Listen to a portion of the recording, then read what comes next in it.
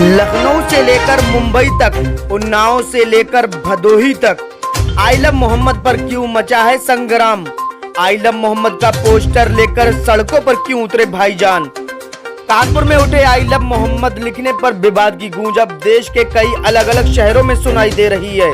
कुछ लोग इस पोस्टर विवाद पर अपनी सियासी रोटियां सेकने की भी कोशिश कर रहे हैं। अब वहीं कानपुर पुलिस का कहना है कि आई लव मोहम्मद लिखने पर कोई भी एफआईआर दर्ज नहीं की गई है, बल्कि परंपरागत स्थान से अलग हटकर नए स्थान पर बैनर लगाने और दूसरे पक्ष का बैनर फाड़ने के विरुद्ध एफआईआर दर्ज की गई है। एक परंपरागत जुलूस निकलना था। मोहल्ले के कुछ लोगों द्वारा परंपरागत स्थान से अलग स्थान पर हट करके एक टेंट लगा दिया तथा उस पर आई लव मोहम्मद का एक बैनर लगा दिया गया, जिसका एक पक्ष के द्वारा विरोध किया गया था।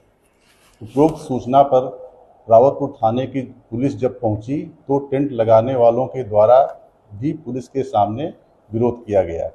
बाद में दोनों पक्षों की सहमति से टेंट व आई लव मोहम्मद का बैनर परंपरागत स्थान पर लगवा दिया गया था।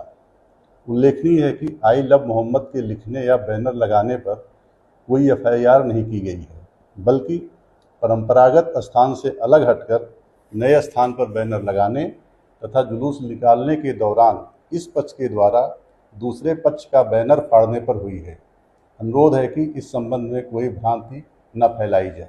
हमारा ये संवैधानिक अधिकार है कि हम अपने धर्म के लोगों को हम आई लव लिखें या कुछ भी लिखें। फिर किसके लिए लिख रहे हैं? जिसको मुसलमानों को तो आप अलग कर दीजिए, जिसको दुनिया में टॉप 10 लोगों में फर्स्ट नंबर पे कहा गया शांति दूत, अगर दुनिया का कोई सबसे बड़ा है तो वो प्रॉफिट मोहम्मद है, जिसको सब धर्म के लोग मानते हैं। तो नबी सिर्फ हमारे नहीं है, नबी जितने हमारे हैं उतने ही दूसरे धर्म